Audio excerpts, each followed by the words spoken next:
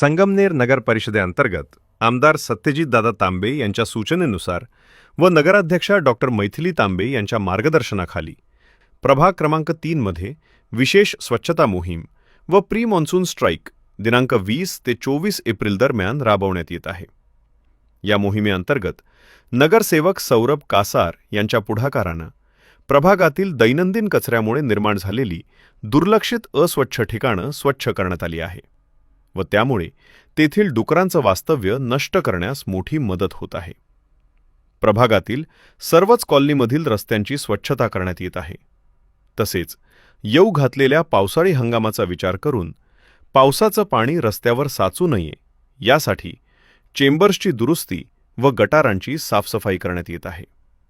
यासोबतच विद्युत वाहिन्यांखाली वाढलेल्या झाडांची छाटणी व स्ट्रीट लाईट्सची दुरुस्तीची कामे देखील प्रामुख्यानं हाती घेण्यात आली आहेत।